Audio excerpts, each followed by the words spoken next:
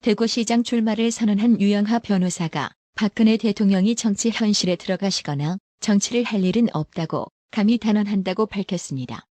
박 대통령이 유영하 변호사의 후원회장을 맡는 등 사저 정치를 하는 게 아니냐는 질문에 대한 답이었습니다.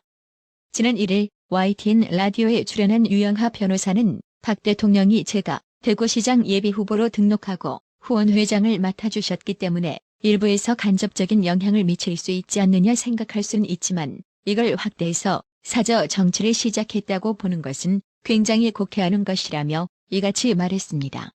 유영하 변호사는 박 대통령께서 어떤 현안에 대해 말씀하실 때 전부 정치적으로 해석하는 것도 난센스라며 전직 대통령으로서 우선 국회의원으로서 여당 대표, 야당 대표를 지낸 국가원로가 어떤 정치 현안이 있을 때 얼마든지 본인의 의견을 말씀하실 수 있는 것이라고 거듭 확대 해석을 경계했습니다.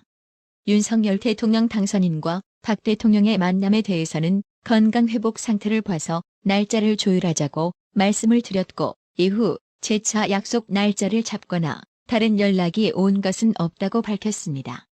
윤석열 당선인의 취임식 참석 여부와 관련해서도 유영하 변호사는 신중한 태도를 보였습니다. 앞서 박주선 대통령 취임준비위원장은 전직 대통령에 대한 예우 차원에서 초청하고 최고의 예우를 갖춰 진행하겠다고 밝힌 바 있습니다.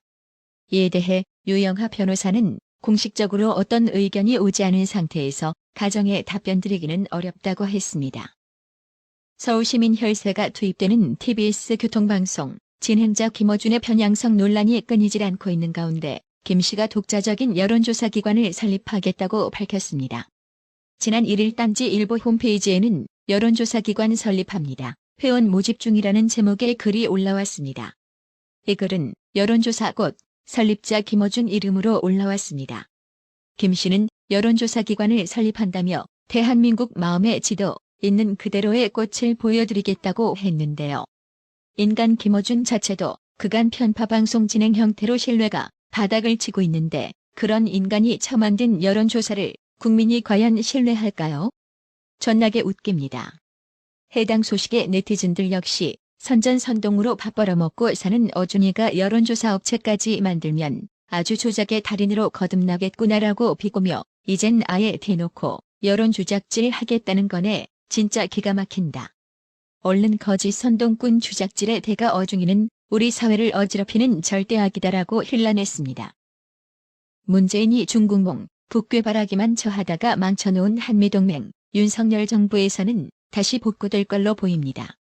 윤석열 대통령 당선인의 외교 분야 핵심 참모이자 대미 특사격으로 미국을 방문 예정인 박진 국민의힘 의원이 문재인 정부의 전략적 모호성이 한미동맹의 신뢰를 손상시켰다고 평가했습니다.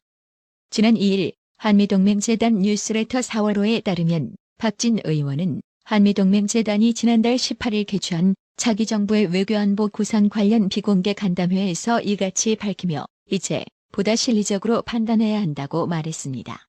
박진 의원은 미국과 중국 사이에서의 전략적 모호성이라는 애매모호한 자세는 동맹의 신뢰를 손상시킨다.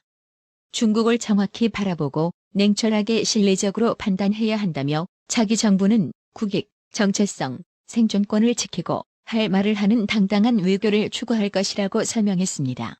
박진 의원은 차기 정부의 외교 구상을 밝히며 세계에서 가장 성공한 동맹인 한미동맹을 더욱 튼튼하고 강력한 동맹으로 발전시키겠다며 자유민주주의, 시장경제, 법치, 인권의 핵심 가치를 공유하는 동맹을 정상화할 것이라고 강조했습니다.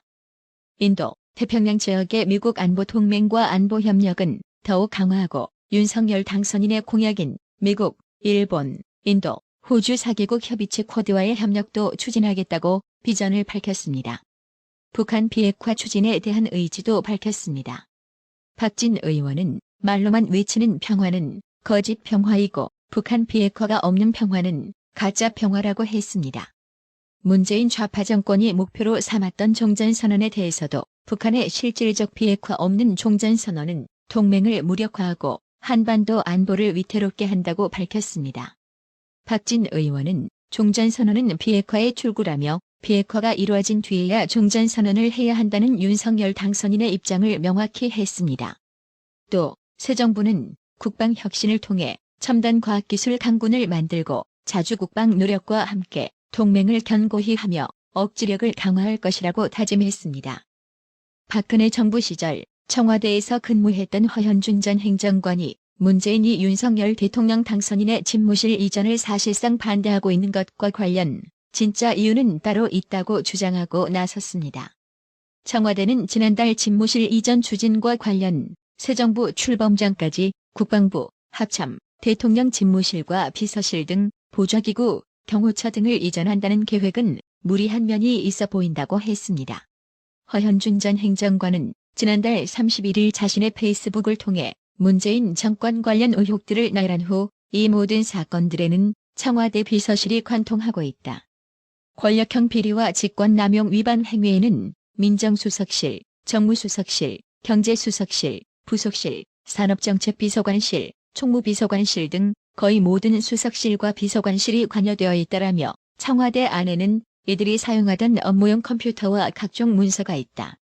통신기록 및 전자문서 결제, 문서 송부 등의 기록이 담겨진 서버도 있다라고 했습니다.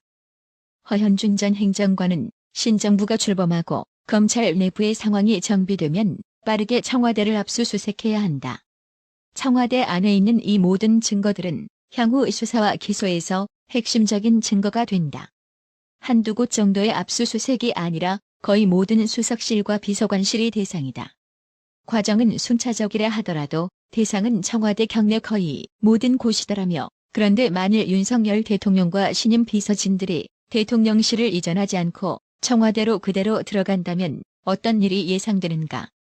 막 출범한 청와대 대통령실을 검찰에서 대대적으로 압수수색할 수 있는가?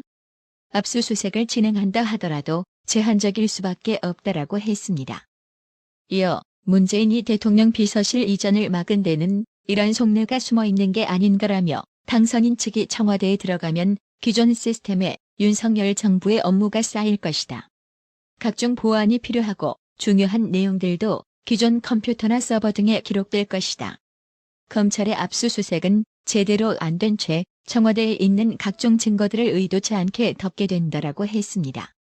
허현준 전 행정관은 새 정부의 청와대를 압수수색하는데 검찰이 엄청 부담을 느낄 것이다라며 문재인과 청와대가 대통령실 이전을 반대하고 청와대에 들어오도록 유도한 진짜 이유가 여기에 있다라고 주장했습니다. 허현준 전 행정관은 집무실 이전과 관련 당선인 측이 이런 점까지 고려했는지는 알 수 없다면서도 인수위에서 공무원 업무용 컴퓨터의 하드 교체, 자료 무단 삭제 등을 하지 말 것을 요청했다. 이후에 어떤 일들이 벌어질지 지켜볼 것은 남아있다라고 했습니다. 나라의 TV는 구독료 후원으로만 운영 유지되고 있으니 구독자님들의 따뜻한 정성이 필요합니다. 항상 뉴스 전달 방식에 노력하는 나라의 TV가 되겠습니다. 구독 그리고 알람 설정, 뉴스 영상 내용이 좋았다면 좋아요를 클릭해주세요.